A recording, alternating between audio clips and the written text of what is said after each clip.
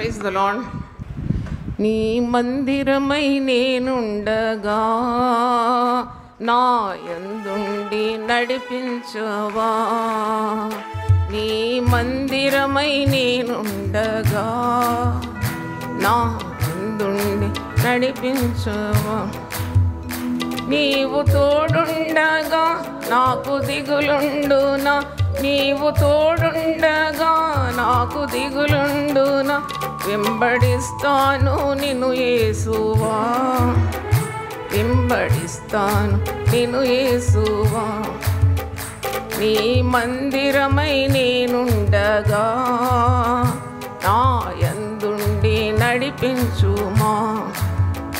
నీ మందిరమై నేనుండగా నా యందుండి నడిపించుమా. నీవు కోరేటి దేవాలయం నా హృదయం వేగా నిశ్చయం. నీవు కోరేటి దేవాలయం నా హృదయం వేగా. చప్పట్లు కొట్టి ఆరాధన. ప్రత్యక్షత నాకు ఉంచవా, నీ ప్రత్యక్షత నాకు కలిగించవా. నిత్యము నిన్ను స్తుతింతును, నిత్యము నిన్ను స్తుతింతును.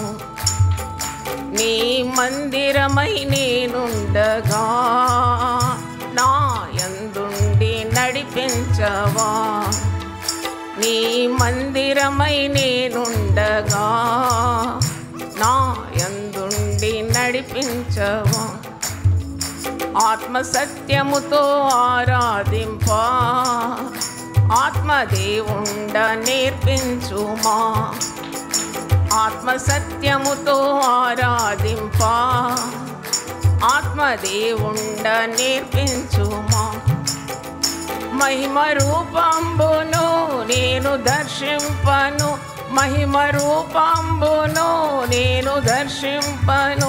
నా నేత్రంబు వెలిగించుమా, నా నేత్రంబు వెలిగించుమా. నీ మందిరమై నేనుండగా నా యందుండి నడిపించవా. నీ మందిరమై నేనుండగా నా యందుండి నడిపించవా.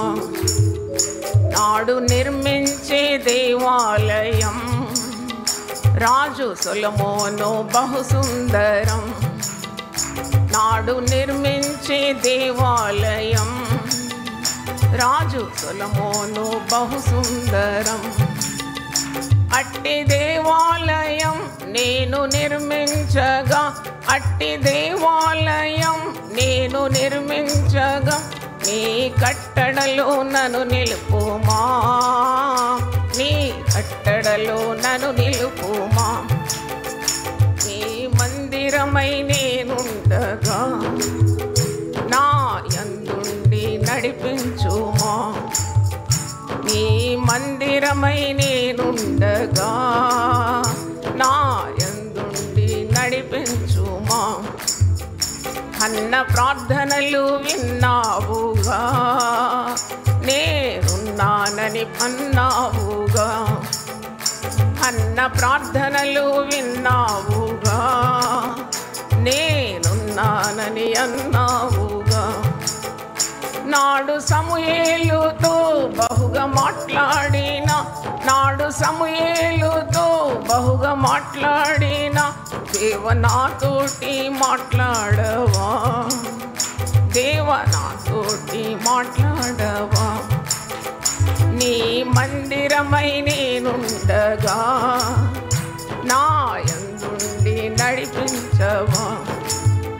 నీ మందిరమై నేనుండగా నా యందుండి నడిపించవా.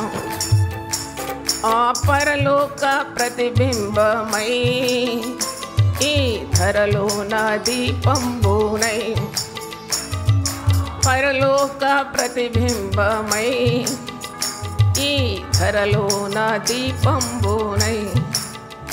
ధరణి వెలిగించను, కరుణ ప్రసరింపను, ధరణి వెలిగించను, కరుణ ప్రసరింపను, కరము తోడుంచి నడిపించుమా, కరము తోడుంచి నడిపించుమా.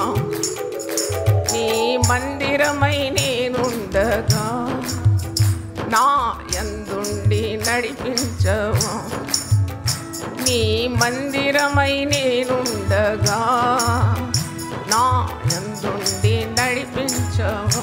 నీవు తోడుండగా నాకు దిగులుండునా, నీవు తోడుండగా నాకు దిగులుండునా. వెంబడిస్తాను నిన్ను యేసువా, వెంబడిస్తాను నిన్ను యేసువా.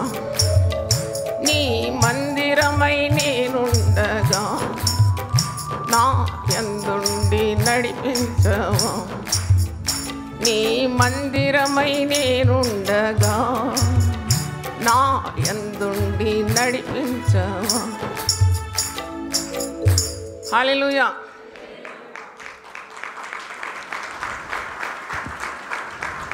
మందిరము, హౌస్ ఆఫ్ గాడ్, బెతెల్, దేవుడుండు చోట, the dwelling place of God. ఇవన్నీ దేవుడు మాటి మాటికి మాట్లాడుతూ ఉన్నాడు. He's repeatedly talking about his dwelling place, that is the house of God. Bethel అంటే హౌస్ ఆఫ్ గాడ్, రొట్టెల ఇల్లు, ఇట్స్ హౌస్ ఆఫ్ బ్రెడ్ అని కూడా అనొచ్చు. అంటే దీని గురించి పాత నిబంధన, కొత్త నిబంధనలో ఉంది. పాత నిబంధనలో మందిరంలో దేవుడు ఉంటాడనే కాన్సెప్ట్ ఉండేది, తప్పకుండా ఉంటాడు. పరిశుద్ధాలయమందుండు దేవుడు అని పేరు. పరిశుద్ధాలయమందుండు దేవుడు విధవరాళ్లకు న్యాయకర్త, తండ్రి లేని వారికి తండ్రి అని 68వ కీర్తన 6వ వచనంలో.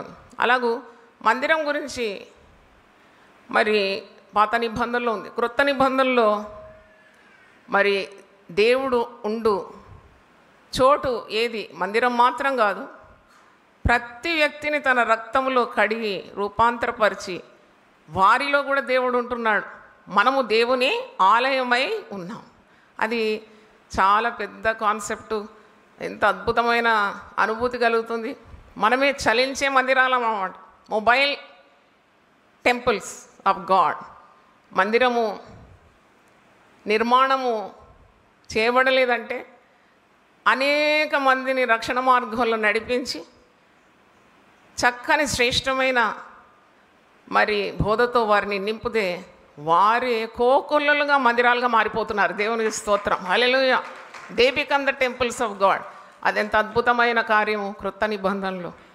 మరి మందిరానికి ఉన్న ప్రాధాన్యత చాలా గొప్పది. దేవుని మందిరానికి రావాలి జనాలు. నీవే ఒక మందిరం, కానీ నువ్వు దేవుడుండు చోటు, దేవుని ప్రజలుండు చోటు, దేవుని సన్నిధి ఉండే చోటు, దేవుని శక్తి నుండి అనుభవించే చోటు, దైవ కార్యాలు వినే చోటు, చెప్పే చోటు, పంచుకునే చోటు, చూసే చోటు, ఆయన శరీరం రక్తంలో పాలు పొందే చోటు, మరి దేవుని వాగ్దానాలు మరి ఒకసారి పరిశుద్ధాత్ముడు నీకు జ్ఞాపకం చేసే చోటుకు నడిచి రావాలి, ప్రయాసపడి రావాలి. దేవుని మందిరముకున్న ప్రాధాన్యత ఇంతంత కాదు. ఆయన తన మందిరంలో నిన్ను ఆనందింపజేస్తాడని ఒక వాగ్దానం ఉంది. యెషయా 56:7 చూడండి. మిమ్మును నా మందిరములో నేనేం చేస్తాను? ఆనందింపజేస్తాను. 56:7 నా ప్రార్థనా మందిరములో వారిని ఆనందింపజేసేది. నా బలిపీఠం మీద వారు అర్పించు దహన బలులను నాకు అంగీకారములు. నా మందిరము సమస్త జనులకు ప్రార్థనా మందిరం అనబడు. అంటే దేవుని ఆలయంలో కేవలం క్రైస్తవులు మాత్రమే రావాలనా? ఎవరెవరు రావాలా? సర్వజనులు రావాలి. దేవునికి స్తోత్రం. నా మందిరము సమస్త జనులకు ప్రార్థనా మందిరం. మీరు ఎప్పుడైనా మరి క్రైస్తవ మార్గంలో లేని వారిని ప్రేమతో మందిరానికి రమ్మని ఆహ్వానించినారా? మీ జీవితంలో ఎవరినైనా తోడుకొని వచ్చినారా? మందిరంలో ఇన్ని దొరుకుతుందని పదే పదే భక్తులు చెప్తూ ఉంటే మీరు ఎప్పుడైనా దేవుని ఎరుగని ప్రజలను మందిరానికి తోడుకొని వస్తే ఎంత భాగ్యం వారికి. నువ్వు దేవుని వారికి ప్రదర్శిస్తున్నావు, దేవుని శక్తిని వారికి రుచి చూడనిస్తున్నావు. కాబట్టి ఇంకో చోటు ఉంది, నా మందిరం ఇది సమస్త అన్యజనులకు ప్రార్థనా మందిరం అని ఉన్నది. దేవునికి స్తోత్రం, హల్లెలూయా. దేవుడు పక్షపాతి కాడు. క్రైస్తవత్వం ఒక మతం కాదు, దేవుని మార్గం. దేవుని స్తోత్రం. అంధకారం నుండి, చీకటి నుండి, పాపం నుండి, వారి పాపాల నుండి విడిపించి సన్మార్గంలో, సత్య మార్గంలో, పరిశుద్ధ మార్గంలో నడిపించే గొప్ప మార్గమే క్రీస్తు మార్గం. కాబట్టి అది క్రైస్తవులకు మాత్రం పరిమితి కాదు, దేవుని బిడ్డలకు మాత్రం కాదు. నాకు కొన్ని సంఘాలు తెలుసు, దాంట్లో వారు వేరే వాళ్ళని రానియరు, వేరుగా చూస్తారు వాళ్ళ. నాకు చిన్నప్పటి నుండి ఈ మంట ఉండింది. ఎందుకంటే ఇది సమస్త జనులకు ప్రార్థనా మందిరం, అందరు రావాలి ఇక్కడ. యేసుక్రీస్తు అందరికీ ప్రభు. ఆయన కొందరికి ప్రభు, ఆయన అందరి ప్రభు. ఆయన రక్తము సర్వ లోక పాప పరిహారం నిమిత్తం సర్వ మానవాళికులకు అర్పించినాడు కదా. ఇది మండేది నేను యవనస్తురాలుగా ఉన్నప్పుడు. అందుకే మన సంఘానికి ఏం పేరు పెట్టినాం? United people fellowship. మేము పెంతకోస్తు వారం, మేము ఇతరులను ముట్టుకోం. అంటే నాకు చిన్నప్పటి నుండి మా నాన్నగారు నడిపించే పెంతకోస్తు మందిరంలో నాకు ఆ మంట పుట్టింది. ఆ మంటని యునైటెడ్ పీపుల్ ఫెలోషిప్గా మారిపోయింది. దేవుని స్తోత్రం. మందిరం గురించి ఉన్న ఆసక్తి నన్ను ఏం చేయాలి? భక్షించేయాలి. యేసుప్రభు ఒక చోట అంటాడు, మందిరం గురించి ఉన్న ఆసక్తి నన్ను ఏం చేస్తుంది? భక్షిస్తుంది. అవును, నాకు అలాంటి మంట కలిగింది. ఎందుకంటే ఒక అన్యురాలు వచ్చి కూర్చున్నప్పుడు ఒక విశ్వాసి, ఆమె చాలా ముదిరిపోయిన విశ్వాసుల్లో కూడా లేత విశ్వాసులు, ముదిరిపోయిన వాళ్ళు ఉంటారు కదా. ఆ ముదిరిపోయిన వాళ్ళకి అస్సలు బుద్ధి లేదు. ఎందుకంటే ప్రేమ లేదు. ప్రేమ లేకుంటే నీకు ఎన్ని ఉన్నా కానీ, ఎన్ని వరాలు ఉన్నా కానీ అవన్నీ వ్యర్థమే. ప్రభు బల్లలు వచ్చింది ఇలా తీసుకొస్తున్నారు ప్లేట్లో, అది వేరే సిస్టమ్. మా నాన్నగారు ఉన్నప్పుడు ప్లేట్లో ఇలాగ వస్తుంది అనమాట, వరుస. ఈమెం చేసిందంటే పాపం మందిరం ప్రేమించి వచ్చిందనమాట. యేసుప్రభు అంటే ఇష్టం, చక్కగా మరి ముస్తాబై వచ్చింది. మందిరాలకు వెళ్తారు కదా, చాలా అందంగా తయారై వెళ్తారు. మనలో కొందరు స్నానం చేయకుండా వస్తారు. దరిద్రం ఇది.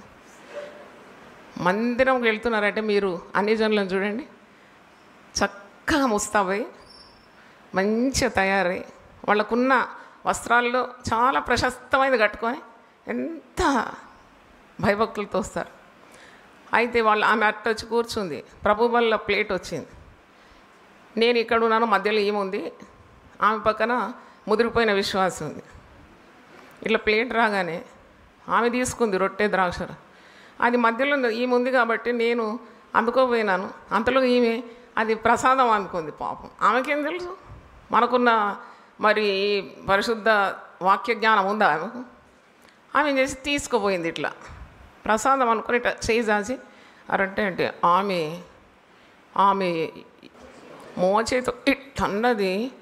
నిజంగా ఆమె హర్ట్ అయిపోయింది. నాకు చాలా దుఃఖం వచ్చింది, చాలా దుఃఖం అనిపించింది. ఎందుకంటే ఆమె క్రొత్తగా వచ్చింది, ఆమెకు ఏం తెలియదు. ప్రేమతో చెప్పాలి కదా, ప్రేమతో చెప్పాలి. ఇట్టన్నది చెయ్య అన్నది, భయపడిపోయింది. మళ్ళీ ఆమెను నేను చూడలేదు ఇక్కడ. చూడండి, వీళ్ళు పరలోకంకు వెళ్ళరు, వెళ్ళేవారిని కూడా వెళ్ళనియరు. అది నాకు మంట. యూపీఎఫ్ అంటే మంట అక్కడ ఆరంభమైంది నాకు. అప్పుడు నేను బ్యాంకులో పనిచేస్తున్నాను, దర్శనం లేదు అప్పుడు నాకు, కానీ మంట పుట్టింది. ఆ చిన్న మంట ఇంత పెద్ద అగ్నిగా వ్యాపించింది. దేవుని స్తోత్రం. అప్పుడు నేను అనుకున్నాను మనసులో, ఒకవేళ అప్పుడు నాకు ఒక 30-35 సంవత్సరాలు ఉంటుంది వయసు, చిన్న బిడ్డను వడిలో పెట్టుకొని ఉన్నాను. అప్పుడు మండింది ఏంటంటే, నేను ఒకవేళ నాకు తెలియదు దేవుడు దర్శనం ఇస్తాడని, సేవలో వాడుకుంటాడని. ఒకవేళ నన్ను దేవుడు సేవకు మరి పిలిస్తే అందరినీ రాణిస్తాను నేను అనుకున్నాను. అందరి సేవ చేస్తాను, నేను అందరి పరిచయం చేస్తాను, అందరినీ ప్రేమతో నేను ఆహ్వానిస్తాను. ఎందుకంటే అందరి దేవుడు యేసయ్య. దేవుని స్తోత్రం. హల్లెలూయా. హి బిలాంగ్స్ టు ఎవ్రీవన్. మరి కొంతమందికే కాదు కదా, పరలోకం కూడా కొంతమందికేనా? అందరికీ అది ప్రవేశం ఉన్నది. యేసుక్రీస్తు విశ్వాసం ఉంచి యేసు రక్తమందు విమోచింపబడిన ప్రతి ఒక్కరు కూడా నిత్య జీవానికి వారసులే. అంటే మనము ఈ ప్రేమను చాటించాలి లోకానికి. గీతలు గీసి బౌండరీలు పెట్టి మీరు మేము అని పెట్టేవారు ఆయన నాసికా రంధ్రానికి పొగ వంటి వారంట. మేమే పరిశుద్ధులం, మా దరిదాపుకు రావద్దు మీరు, మిమ్మల్ని మేము అంటాం, మీరు వేరు మేము వేరు అంటే వారు దేవుని నాసికా రంధ్రానికి పొగ వంటి వారని యెషయా గ్రంథంలో ఆ మాట ఉన్నది. కాబట్టి మందిరాన్ని ప్రేమిద్దాం. Let us love the house of God. దేవుని మందిరానికి వెళ్ళాలంటే ఎంత ఉత్సాహం. దావీదు రాజు అయినప్పటికీ, మహారాజు అయినప్పటికీ, ఇవన్నీ నేను వివరించినాను మీకు ఓ రోజు. ఇంట్లో నాకెందుకో ఈ వారం అంతా దేవుడు మాట్లాడాడు, love me with all your mind, with all your heart, trust me with all your heart. అంటే నాకు మాట్లాడుతూ ఉన్నాడు దేవుడు. మీకు తెలుసా నా సంగతి? ఒక ప్రియుడు ఏ విధంగా ప్రియురాల్ని వెంటాడుతాడో నన్ను వెంటాడుతూనే ఉంటాడు, ఒక్క క్షణమైనా విడిచిపెట్టాడు. మీకు ఆ అనుభవం ఉందో నాకు తెలియదు, కానీ నాకైతే ఉంది, ఉండొచ్చు మీకు అందరికి కూడా. అదే ఎప్పుడు వింటా ఉన్నమాట స్వరం. నా దృష్టి అటు ఇటు కదలనీయాడు దేవుడు. అయితే ప్రభు నాకు మరి దేవుని సన్నిధి గురించి చాలా కార్యాలు బయలుపరిచినాడు. దేవుని కార్యాలకు మొట్టమొదటి ప్రాధాన్యత ఇవ్వడం, దేవుని మిక్కటంగా ప్రేమించడం, దేవుని మొట్టమొదట వెదకడం, ఆదివారమును ఘనపరచడం, దేవుని రోజు, దేవుని మరి ఆరాధించే దినాన్ని మనము రెస్పెక్ట్ చేయాలి, గౌరవించాలి. ఈరోజు నేను బోన్లే, ఇంకా స్నానమే చేయలేదు, 11-12 అయినా పాచిముఖం పెట్టుకొని అటు ఇటు తల చింపిరుతో ఇలా ఉంటారు. మరి దరిద్రం ఆహ్వానించకుండానే వచ్చేస్తుంది వారి ఇంటికి. Honour God's day, God will honour you. దేవుని స్తోత్రం. దేవుని దినాన్ని, దేవుని మందిరానికి వెళ్ళే దినాన్ని, దేవుని ఆరాధించే దినాన్ని, స్తోత్రం చెల్లించే దినం, కృతజ్ఞత చెల్లించే దినం, ప్రభు బలలో పాల్పొందే దినం, భక్తులను దర్శించే దినం, మరి సహవాసం, తోటి బిడ్డలతో సహవాసం, మంచి పాటలు వినే దినం. అదెందుకు కలెక్షన్ చేయాలి? అందుకే మీ ఇంట్లో మరి బాగుపడడం లేదు, సమాధానం లేదు, కొన్ని సమస్యలకు పరిష్కారమే లేదు, ఎప్పుడు గొడవలు, ఎప్పుడు బాధ, ఎప్పుడు రోగం. ఎందుకు? Check yourself. నువ్వు దేవునికి మరి నిజమైన ఆరాధన అందిస్తున్నావా? హృదయపూర్వకంగా నువ్వు స్తుతిస్తున్నావు. పేతురుతో ఒక మాట అంటాడు, నీవు వీటన్నిటికంటే నన్ను అధికంగా ప్రేమిస్తున్నావా? Are you loving me more than all these things? నన్ను అడిగినాడు దేవుడు. అప్పుడు నేను అన్నాను, definitely Lord, I will definitely love you more than everything in life. అవును, అన్నిటికంటే ఎక్కువ ప్రేమించు. ఒక భర్త మాట మరి మీకు జ్ఞాపకం చేసిన, ఒక భర్త ఇలాగ భార్యతో అన్నాడట, మన సంఘానికి వచ్చేది, రావే ఈరోజు మనము ఆరాధనకు పోదాం అంటే ఆమె అంటదట, నా వల్ల కాదు, నేను ఇంట్లో కూర్చొని వింటాను, నేను పోను అంటే ఆయనకు దుఃఖమైందండి. ఎందుకంటే భార్యాభర్తలు కలిసి రావడం ఒక అందం, ఎంత చెప్పినా కదా. మరి ఈయన అనుకున్నాడంట, అటు ఈమె పోదు, అటు నేను పోకుంటే ఇంటికి ఏమవుతుంది, కాబట్టి కనీసం నేనన్నా పోతాను, నేనన్నా పోయి దేవుని స్తుతి ఆరాధిస్తాను, దేవుని కోపం కుటుంబం మీదకి రాకుండా నేనన్నా అడ్డుకుంటానని తయారై బైబిల్ పట్టుకొని ఆమె వస్తలేదంట. మంచిగా ఉందంటే ఏంటి, నేను చూసాను కదా, మంచి లావుగా, మంచి 100 కిలోల వెయిట్ ఉన్నది, మంచిగా మందిరానికి రాదంట. మటన్ గిటన్ అంతా అందించిండు పాప. పొద్దున లేచి ఉదయమే పోవాలి కదా, లైన్లో నిలబడాలి. ఇక్కడ పరలోక ఆహారం అంటే లైన్లో నిలబడరు. అక్కడ పొద్దున్నుండి సాయంకాలం కనబడని ఆహారం కొరకు ఎంత ప్రయత్నం. ఆదివారం దేవుని ఆరాధించే దినం, అన్నీ తెచ్చి సమకూర్చి, సరే నేను వెళ్తున్నా, నువ్వు రావంటున్నావు కదా, నేను వెళ్తున్నాను. ఈమె ఎక్కడుంది తెలుసా? లోపల పనులు కూడా చేస్తలేదు ఈమె, బద్ధకస్తురాలు. గుమ్మం మీద కూర్చుంది, ఎక్కడ? తలుపు గుమ్మం మీద కూర్చొని అన్నీ చూస్తుంది, బయట దృశ్యాలన్నీ చూస్తుంది. అక్కడ కొందరు పిల్లలు క్రికెట్ ఆడుతున్నారు. ఒక్కడు సిక్సర్ కొట్టగా నెత్తి వచ్చి తగిలింది, ఈమెకే తగిలింది, ఈమెకే నెత్తి మీద తగిలింది. దేవుని జ్ఞానము అంచనా వేయలేము, అనంతమైన దేవుని జ్ఞానం. ఈమెకు బుద్ధి చెప్పడానికి పాస్టర్లు అవసరం లేదు, పాస్టర్మలు అవసరం లేదు. క్రికెట్ బంతి బుద్ధి చెప్పింది జీవితాంతం. ఇప్పుడు లేదు భూమి మీద, చాలా అనారోగ్యంతో చనిపోయింది. ఆ బంతి తగిలనే పెద్ద కాయ కాసింది. అప్పుడు వెంటనే తయారయ్యి వచ్చింది. అయితే ఆ భర్త నాతో చెప్తున్నాడు, అమ్మా నేను పొద్దునని చెప్తున్నాను, దేవుని ప్రేమించు, దేవుని ఆలయంకు రా, ఇంట్లో వింటా అంటున్నావు. దేవుని సన్నిధిలో మనం ఎంత ఆశీర్వాదం పొందుకుంటాం, ఎన్ని ఏర్పాట్లు అమ్మగారు మన కొరకు చేస్తుంది. ఒక్కసారి ఆలోచించు, రా మందిరానికి రా అన్నది. రాకుండా క్రికెట్ బంతి అంత బాలు నెత్తి మీద అది పెట్టుకొని వచ్చింది. మళ్ళీ నన్ను ప్రార్థన చేయముడు, చేతులుంచి కొబ్బరి నూనె రాసి. చూడండి, ఇలాంటి తెలివితో కొత్తనం. కాబట్టి love the house of God, దేవుని ఆలయాన్ని ప్రేమించాలి, ఉదయం లేవాలి, చురుకుగా ఉండాలి. దేవుడు తను ప్రేమించే వారికి ఏది కొద్దువా చేయడు. నిన్న మేము ఒక బర్త్డే జరిపినాము, ఒక సిస్టర్ది. ఆమెకు 93 ఇయర్స్ కంప్లీట్ అయి 94 ఇయర్స్. అంటే ఎందుకు ఆమె బర్త్డే నేనే సెలబ్రేట్ చేయాలని అనుకున్నానంటే, చిన్నప్పుడు నేను చాలా చిన్నప్పుడు ఒక 5 సంవత్సరాలు 6 సంవత్సరాలు నన్ను మా తమ్ముడిని మా అమ్మ నాన్న హౌస్ విజిటింగ్కి వెళ్ళేటప్పుడు మా ఇద్దరిని ఈమె దగ్గర కూర్చొని పెట్టేదన్నమాట. She uses to look after her. She's a government officer. ఆమె ఆఫీస్ నుండి వచ్చి ఫ్రెష్ అప్ అయిన తర్వాత మమ్మల్ని ఇద్దరిని తీసుకుపోయి, ఆమెకే ఉన్నారు పిల్లలు అయినా మమ్మల్ని అక్కడ పెట్టేది 1-2 గంటల కొరకు. అది ఈమె ఏం చేసేదంటే నన్ను మంచిగా తయారు చేసి, అప్పుడు చిన్నగా బుద్దుగా ఆమెకు మంచిగా అనిపించేదేమో 2 జడలు వేసేది, మంచిగా వేడివేడిగా మనకు తినబెట్టేది, కాళ్ళు చేతులు కడిగి బొమ్మలు ఇచ్చేది ఆడుకోవడానికి. అదంతా నాకు గుర్తొచ్చింది. ఆమె ఇంకా ఆయుస్సుగా ఉన్నది, ఆమె ఎక్కడో ఈ సిటీలో ఉన్నదని తెలుసుకొని ఆమె బంధువులకు దాదాపు 30 మంది నిన్న కలిసి, భయ్ మీకు ఇంత దీర్ఘాయుస్సు దేవుడు ఇచ్చినట్టు చెక్కు చెదరకుందండి. ఆమె కొన్ని ప్రశ్నలు అడిగారు, అన్నిటికి జవాబు ఇచ్చింది. అయితే ఇంత స్మార్ట్గా ఉన్నావు నువ్వు ఈ వయసులో, 93 ఇయర్స్, ఏంటి నీ ఆరోగ్య రహస్యం అంటే? పండ్లన్నీ అండి, ఒక్క పళ్ళు మాత్రం లేదు, 31 పళ్ళు ఉన్నది. ఒక్కటి ఆమె తప్పు, ఎందుకంటే ఆమె ఏదో గట్టి సాధనం తాళం చేయో ఏదో కొరకపోతే ఒక్కటి పోయిందట. కానీ మిగిలింది ఎన్నున్నాయి ఇప్పుడు? మీకున్నాయా? మిమ్మల్ని అడిగితే మీకు ఎక్కువ ఉండదు అనుకుంటాను నేను, ఎందుకంటే పండ్లు 2 సార్లు దోమరు. మేము ఆమె సీక్రెట్ చెప్పింది, నేను పండ్లు 2 సార్లు దోముతామ్మా. అమ్మ అది చాలా గొప్ప సీక్రెట్ అమ్మ, ఆరోగ్యాన్ని కాపాడుకోవడానికి, పళ్ళు కాపాడుకోవడానికి. డెంటిస్ట్ దగ్గర పోయి నోరు తెరవకుండా కాపాడుతుంది. ఆ సుత్తే అది పట్టుకొని కొడతాడు లేకుంటే కదా. అయితే ఈమె కొన్ని రహస్యాలు చెప్పింది నాకు. నేను దేవుని ప్రేమిస్తానమ్మా, నా భారం అంతా నేను దేవుని మీద వేస్తాను. చప్పట్లు కొట్టారు ఒకసారి. నేను ఏ టెన్షన్ పెట్టుకున్నాను, నేను దేవుని నమ్ముతున్నాను, నేను దేవుణ్ణి పూర్తిగా నమ్ముతున్నాను. కాబట్టి ఈ 93 సంవత్సరాలు దేవుడు నాకు తోడుగా ఉండినాడు, నాకే కొదువ చేయలేదు. మళ్ళీ ఒకసారి చప్పట్లు కొడతారా?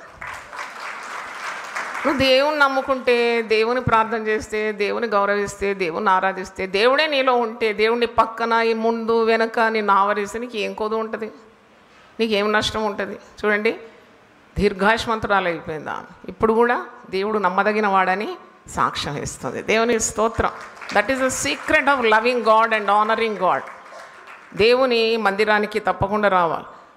ప్రశస్తమైన దేవుని వాగ్దానంలో ఒక వాగ్దానం నాకు గుర్తొస్తుంది. అదేంటంటే, నేను మీ మధ్యలో నివాసము చేస్తాను. I will dwell among you. అది దేవుని సన్నిధికి వచ్చినప్పుడు మనం ఆ యొక్క శక్తి అనుభవిస్తాం. తోటి విశ్వాసాలను చూసినప్పుడు, భక్తులు దేవుని మాటలు మాట్లాడినప్పుడు, వాయిద్యాలు వాయించేవారు ఇంపుగా వాయించి, పాటలు పాడేవారు ఎంతో చక్కని కంఠంతో పాడుతూ ఉంటే మనకు అనుభవం అవుతుంది. అది మాటల్లో మనం వ్యక్తం చేయలేము. అది that is a feeling you experience. That is the presence of God. దేవుని సన్నిధి అన్నమాట. అది నీకు దాగుతుంది. నేను అంటాను కదా, పొయ్యి దగ్గర పోతే ఆ సెగలకు నీకేమైతే ఒళ్ళు వేడెక్కినట్టే నువ్వు దేవుని ఆలయంకి వస్తే ఇలాంటి అనుభూతి నీకు కలుగుతుంది. కొన్నిసార్లు నువ్వు ప్రార్థన చేయకమునిపే నీ మనవులను దేవుడు ఏం చేస్తాడు? అంగీకరించేస్తాడు, జవాబిచ్చేస్తాడు. హల్లెలూయా. పిల్ల పెళ్ళి అని ఇంటికాడ కూర్చోండి ఏడుస్తే కాదు. Come unto the house of God. మనం ఎన్ని ఏర్పాట్లు చేసినామంటే నాకే ఆశ్చర్యం అవుతుంది. పోయిన వారం నేను అనుకున్నాను, ఏంటి అందరూ ఒక ఆరాధన అయిన తర్వాత రెస్ట్ తీసుకుంటారు, మనం ఈ 2 తెలుగు ఆరాధనలు పెట్టినాం, ఎందుకొరకు ఇది అని ఆలోచిస్తే, అది దేవుడే ప్రేరేపిస్తే కదా పెట్టింది. కష్టం కదా ఒక ఆరాధన నడిపించడం. 2 సార్లు నేను రావాలంటే కూడా నాకు అది కష్టతరంగా ఉంది, శరీరం అనుకూలించడం లేదు. అయినా కష్టపడి వస్తాను. నాకు తెలుసు దేవుని మందిరంలో, దేవుడు స్థలంలో నాకు ఆరోగ్యం దొరుకుతుందని నేను విశ్వసిస్తున్నాను. దేవుని స్తోత్రం. ఉన్న రోగం పోతుందని నాకు తెలుసు. లేని కార్యాలన్నిటికీ జవాబిస్తాడని నాకు తెలుసు.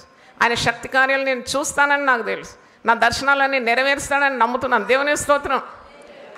ఇంటి దగ్గర ఉంటే లేనివి చుట్టుకుంటాయండి. దేవుడు చోటుకు వస్తే నీ కట్లు తెగిపోతుంది.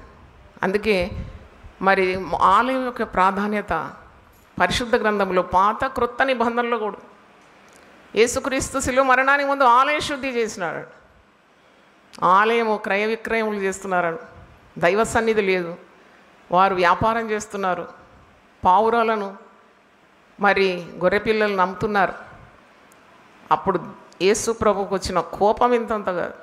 యోహాను సువార్త 2వ అధ్యాయంలో ఆయన పరిచర్యకు ముందు చేసినాడు, కొరడావే నీ వారిని కొట్టినాడని ఉన్నది వాక్యం.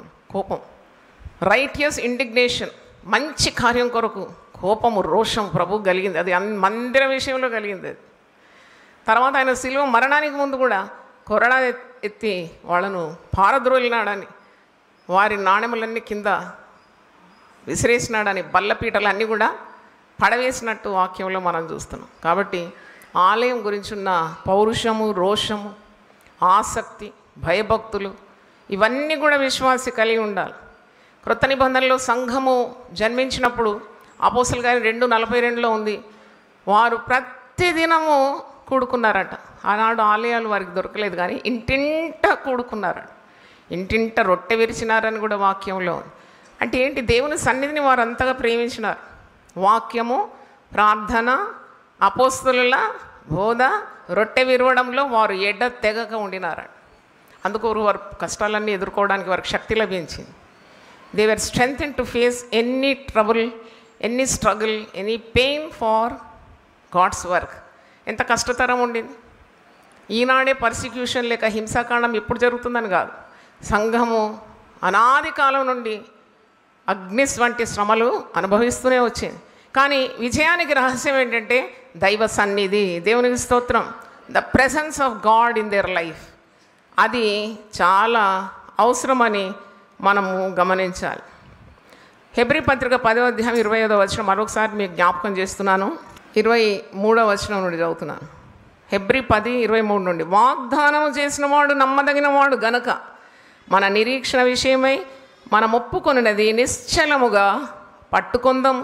కొందరు మానుకొనుచున్నట్టుగా సమాజముగా కూడుట మానక ఒకరినొకడు హెచ్చరించుచు ఆ దినము సమీపించుట మీరు చూచిన కొలది మరి ఎక్కువగా అలాగు చేయొచ్చు.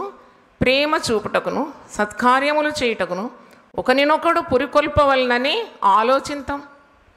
మానుకోవద్దంట సమాజంగా కూడుకోవడం, ఆలయంలో కూడుకోవడం. అది చాలా శక్తినిస్తుంది.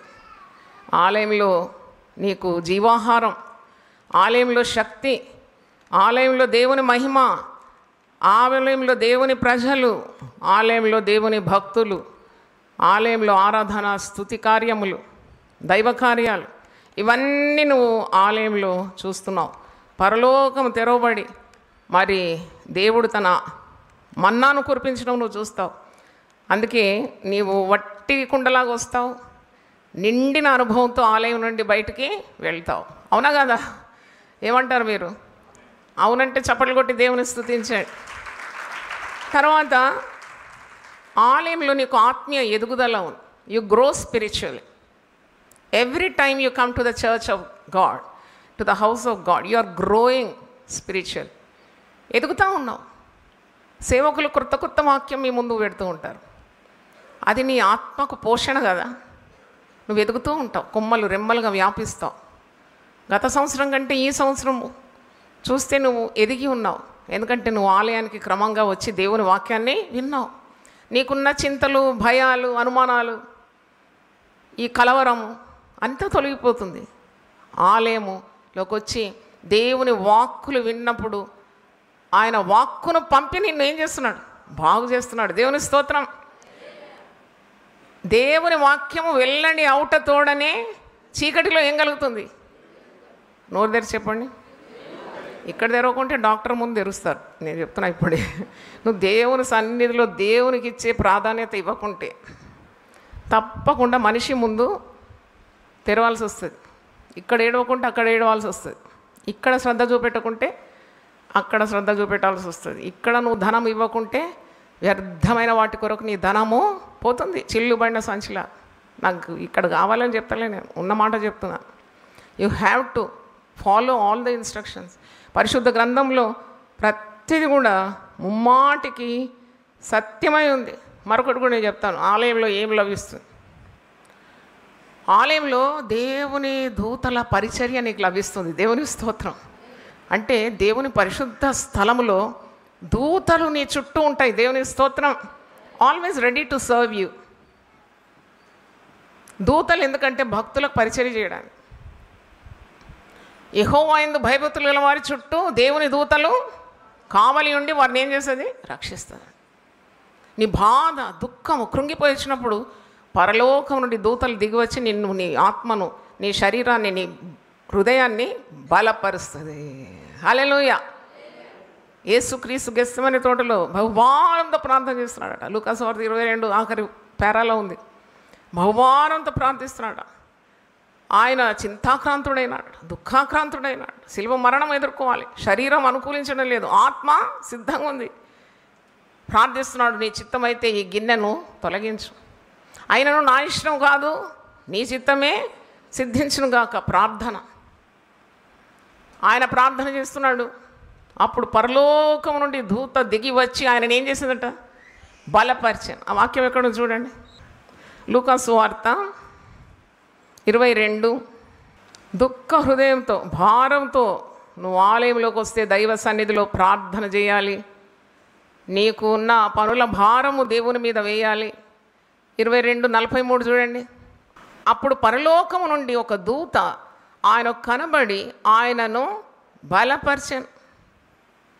శిష్యులు ఏం చేస్తున్నారు? ఆయన ప్రార్థన చేస్తుంటే శిష్యులు ఏం చేస్తున్నారు? నిద్రపోతున్నారు వాళ్ళు. ఆ ముగ్గురు శిష్యుల పేరేంటి? పేతురు, యాకోబు, యోహాన్. Inner core of disciples. వాళ్ళకు ఒక హెచ్చరిక ఇస్తున్నాడు. 46. మీరెందుకు నిద్రించున్నారు? శోధనలో ప్రవేశించకున్నట్టు లేచి ప్రార్థన చేయుడని వారితో చెప్పారు. శోధన వస్తుంది. నువ్వు దైవ కార్యాలు అలక్ష్యం చేస్తే. నిన్న ఒక కుటుంబం వచ్చింది చూడ్డానికి.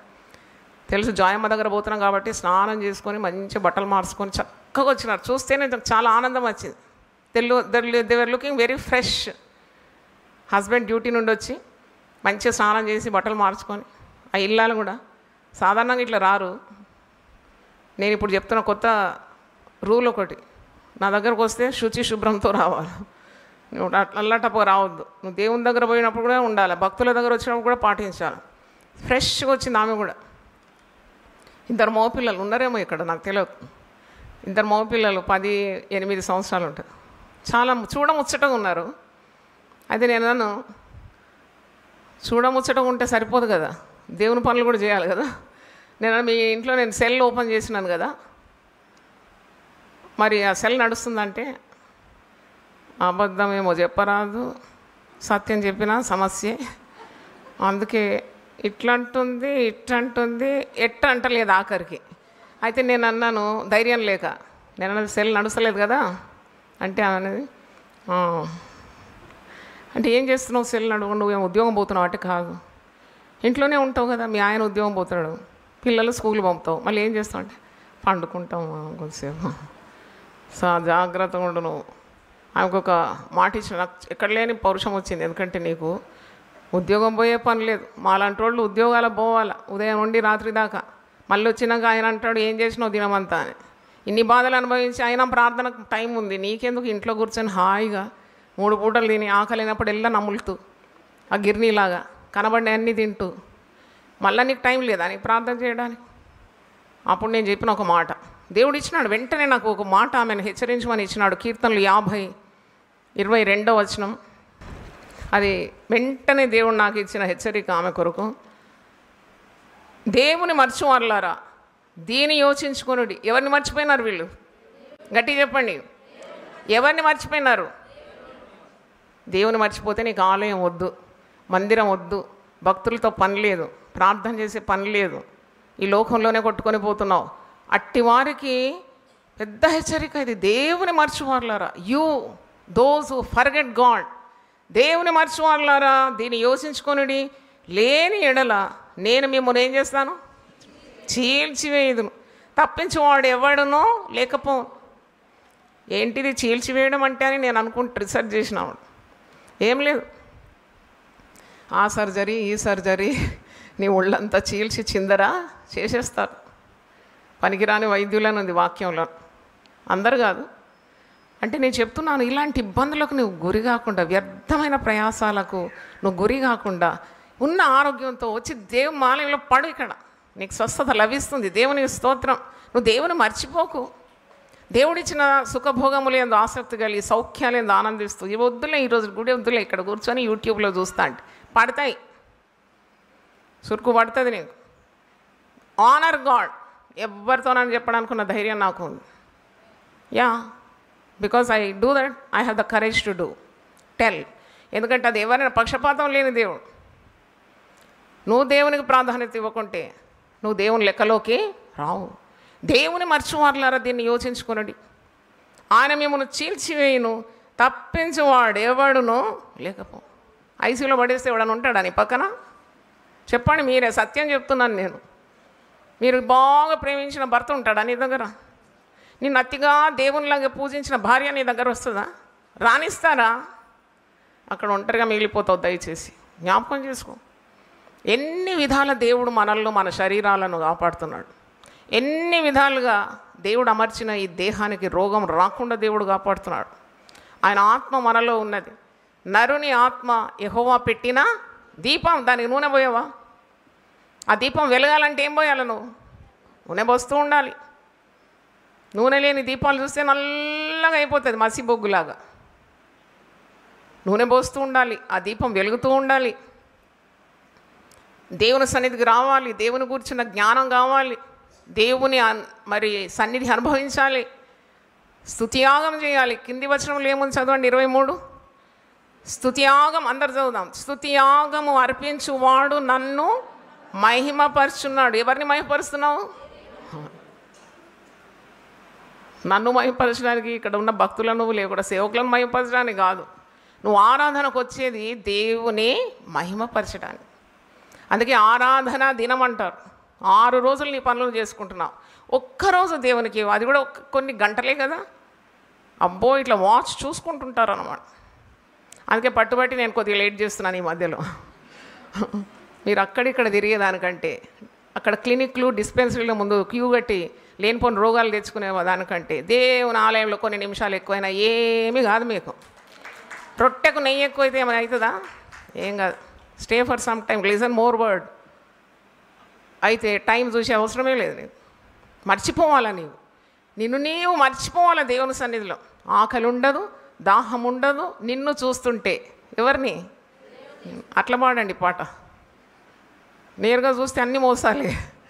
నేరుగా చూసి నువ్వు ఈ పాట పాడినావు అనుకో, అన్ని మోసాలే ఈ లోకంలో. అటు చూడు, ఆకాశం తట్టు చూసి, నాకు ఆకలి ఉండదయ్యా, నాకు దాహం ఉండదయ్యా, నిన్ను నేను చూస్తుంటే. స్తుతియాగం అర్పించువాడు దేవుని మహిమపరుచున్నాడు. నేను వానికి దేవుని రక్షణ కనపరుచున్నట్లు వాడు మార్గము సిద్ధపరచు కొనేను. వాడంతలో వాడు సిద్ధపరచుకున్నాడంట మార్గం. He made A way for God to enter in to his life. దేవుడు వారి కుటుంబంలో ప్రవేశించడానికి స్తుతించి, ప్రార్థించి, ఆరాధించి, దేవుని ఘనపరిచి, దేవుని మహిమపరిచి, దేవుడు చెప్పినట్టు చేసి, దేవుని ప్రజలను ప్రేమించి దేవుని ఆలయంలోకి వస్తున్నాడు. తన సమయాన్ని, తన ఆరోగ్యాన్ని దేవునికి ఇస్తున్నాడు, ధనం ఇస్తున్నాడు. వాడు తన్ను తాను ఒక మార్గాన్ని సిద్ధపరచుకుంటున్నాడట దేవుని రక్షణను చూర్చడానికి. దేవుని రక్షణ అంటే ఆత్మరక్షణ మాత్రం కాదు. ఆపదల నుండి రక్షణ, రోగాల నుండి రక్షణ, తెగుళ్ళ నుండి రక్షణ, శత్రువుల నుండి రక్షణ, ఎక్కడ చిక్కుకోకుండా రక్షణ, మరి వ్యాధుల నుండి రక్షణ. అది దేవుని రక్షణ తన ప్రజలకు. నేను చెప్పిన వృద్ధురాలికి 93 సంవత్సరాలు అంటే ఎవరు కాపాడిండు ఆమెను? దేవుడు కాపాడినాడు. దేవుడు కాపాడాలి మనల్ని. యెహోవా పట్టణము కాపాడని ఎడల దాని కావలి కాయు వారి ప్రయాసము వ్యర్థం. God should protect you, your family, and bless everything that you do. You need a God, you need the presence of God. కాబట్టి walk in to the house of God every time. పొద్దున్న వచ్చినాంలే అనొద్దు. మరి 2 సార్లు ఎందుకు పెట్టినాము మేము? పొద్దున పోయినా చాలా అనకూడదు. నీకు ఆరోగ్యం ఉందా, నడువు దేవుని సన్నిధి. దేవుడు ఇంకా ఆరోగ్యం ఇస్తాడు, ఇంకా శక్తిని ఇస్తాడు, ఇంకా ఆయుస్సు పొడిగిస్తాడు, ఇంకా నీ చేసే ప్రతి ప్రయత్నాన్ని దీవిస్తాడు. నీ మధ్యలో నీ పిల్లలను నేనేం చేస్తాను? ఆశీర్వదిస్తాను. నీ గుమ్మముల గడియలు బలపరుస్తాను. నీ మధ్య నీ మరి మంచి గోధుమలతో నిన్ను తృప్తిపరుస్తాను. నీ సరిహద్దుల్లో ఏమిస్తాను? సమాధానం. All these things money cannot by. ఇవన్నీ డబ్బుతో కొనలేవు నువ్వు. ఇవన్నీ దేవుడిచ్చే దీవెనలు. కాబట్టి ఆయన సన్నిధిలో ఉన్న ఆశీర్వాదాలన్నీ పొందాలంటే, ఆయన సన్నిధి అనుభవించాలంటే, ఆయన ఉండు స్థలానికి, దేవుని ప్రజలుండు స్థలానికి తప్పకుండా రావాలి. యూట్యూబ్లో చూస్తాను, లేదా టీవీలో పెట్టుకొని వింటాను. ఇవి అన్నీ సాకులే. చాలా దూరంలో ఉంటే దగ్గరున్న ఆలయం కన్నా పో, ఏం పర్వాలేదు. దేవుని మందిరాన్ని ప్రేమించు. You feel the presence of God. దేవుని స్తోత్రం. నీ ఉంటే నాకు చాలు యేసయ్యా, నీ వెంటేనే ఉంటానేసయ్యా. నీ ఉంటే నాకు చాలు యేసయ్యా, నీ వెంటేనే ఉంటానేసయ్యా. నీ మాట చాలయ్యా, నీ చూపు చాలయ్యా, నీ తోడు చాలయ్యా, నీ నీడ చాలయ్యా. నీ మాట చాలయ్యా, నీ మూడు చాలయ్యా, నీ తోడు చాలయ్యా, నీ నీడ చాలయ్యా.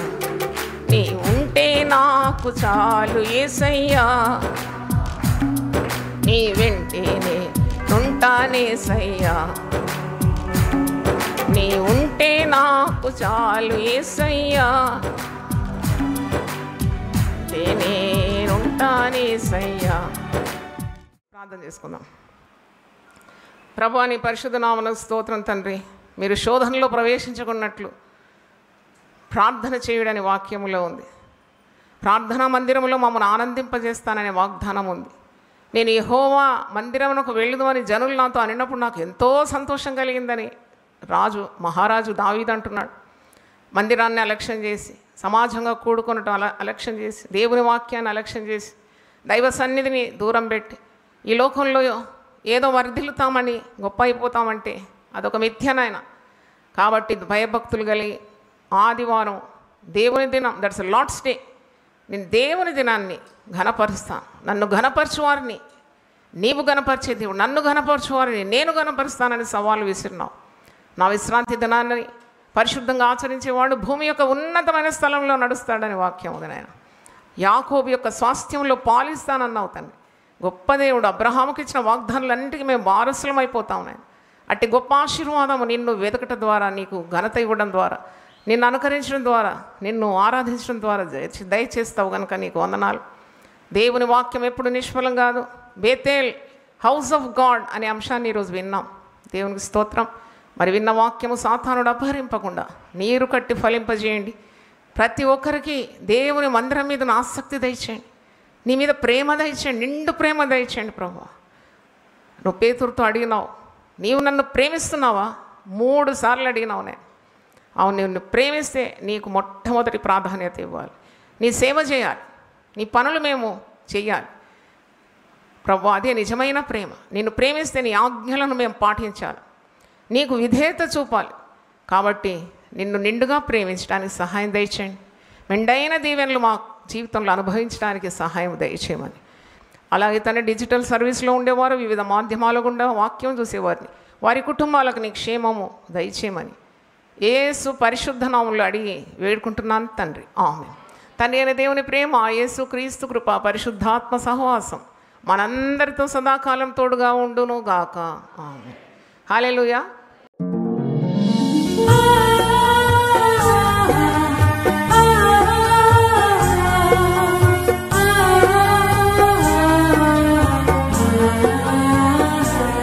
నీ ధనము నీ ఘనము ప్రభు యేసుదే, నీ దశమా భాగము నీయ వెనుదీతువా.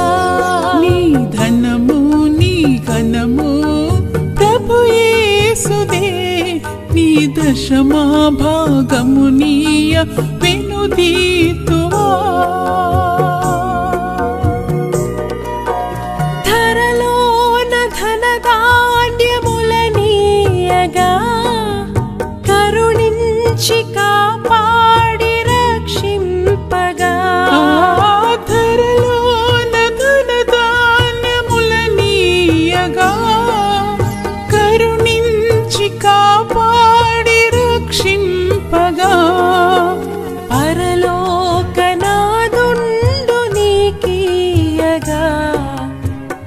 యేసు కొరకీయ వెనుదీతువా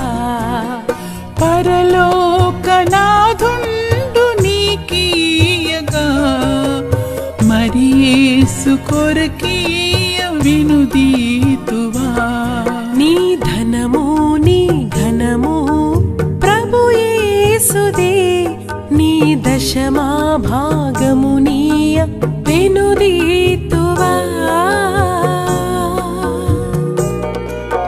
పాడి పంటలు ప్రభువు నీకీయగా కూడు గుట్టలు నీకు దయచేయగా పాడి పంటలు ప్రభు నీకీయగా కూడు గుట్టలు నీకు దయచేయగా వీడంగ ప్రభు యేసు నామంబును గడువేల ప్రభుకీయను క్రైస్తవ